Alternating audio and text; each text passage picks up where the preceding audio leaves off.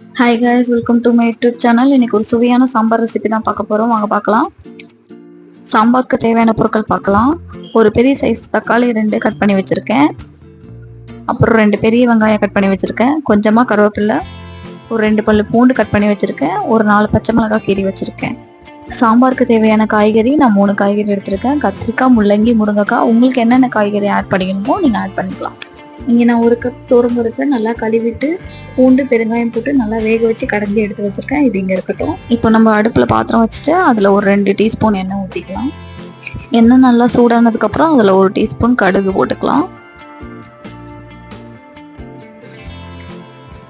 கடுகு நல்லா புரிஞ்சோன்னா இப்போ ஒரு 1/2 டீஸ்பூன் வெந்தயம் போட்டுக்கலாம்.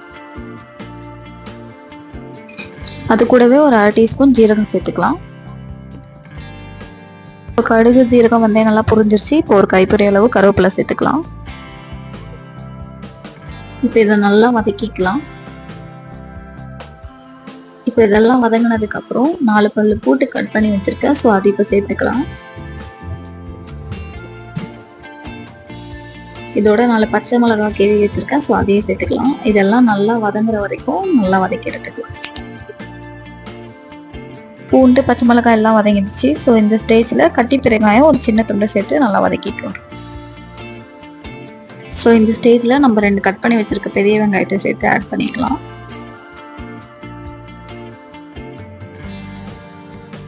வெங்காயம் நல்லா கோல்டன் ப்ரௌன் ஆகிற வரைக்கும் நல்லா வதக்கி எடுத்துக்கலாம். வெங்காயம் கொஞ்சம் நல்லா வதங்கிடுச்சு. ஸோ இந்த ஸ்டேஜில் 1 டீஸ்பூன் மஞ்சள்தூள் சேர்த்துக்கலாம். இப்போ கட் பண்ணி வச்சிருக்க தக்காளி ஆட் பண்ணிக்கலாம்.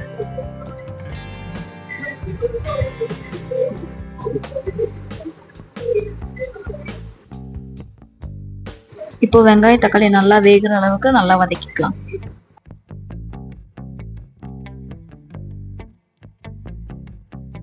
ஸோ வெங்காய தக்காளி இப்போ நல்லா வெந்துருச்சு. ஸோ இந்த டைமில் வந்து நான் கட் பண்ணி வச்சிருக்கிற காய்கறி ஆட் பண்ணிக்கிறேன்.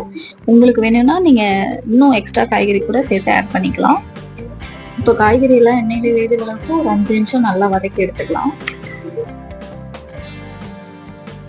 இப்போ காய்கறி நல்லா எண்ணெயிலே வதங்கிடுச்சு. இப்போ 1 டீஸ்பூன் சாம்பார் பொடி சேர்த்துக்கலாம். 1 டீஸ்பூன் மல்லித்தூள் சேர்த்துக்கலாம். 1/2 டீஸ்பூன் மிளகாத்தூள் சேர்த்துக்கலாம். இப்போ 1/2 டீஸ்பூன் ஜீரகத்தூள் சேர்த்துக்கலாம். இப்போ மசாலாத்தூளோட பச்சை வாசனை போற வரைக்கும் நல்லா எண்ணெயிலே ஒரு 5 நிமிஷம் வதக்கி எடுத்துக்கலாம்.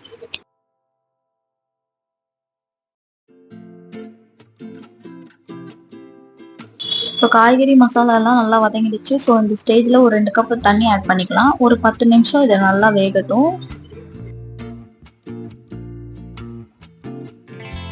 இங்க நான் ஒரு சின்ன எலுமிச்சைப்பழ சைஸ் அளவு புளி வந்து கரைச்சி எடுத்து வச்சிருக்கேன். ஸோ குழம்பு கொதிக்கிறதுக்கு முன்னாடி நம்ம கரைச்சி வச்சிருக்க புளி தண்ணி ஆட் பண்ணிக்கலாம்.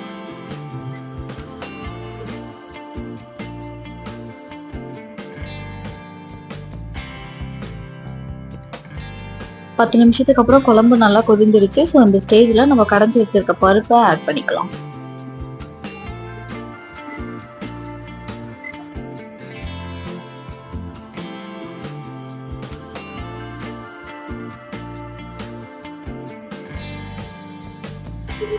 இப்போ குழம்புக்கு தேவையான உப்பு ஆட் பண்ணிக்கலாம். இப்போ குழம்பு நல்லா கொதிந்துடுச்சு. அவ்வளவுதான் கைஸ், ஒரு சுவையான ஈஸியான சுட சுட சாம்பார் ரெசிபி ரெடி ஆயிடுச்சு. ஸோ என்னோட வீடியோ உங்களுக்கு பிடிச்சிருந்தா மறக்காம சேனலை சப்ஸ்கிரைப் பண்ணுங்க, லைக் பண்ணுங்க, ஷேர் பண்ணுங்க. இதே மாதிரி நல்ல ரெசிபிக்கு மறக்காம ஸ்டே வித் தர்ஷினி சேனலை சப்ஸ்கிரைப் பண்ணிக்கோங்க.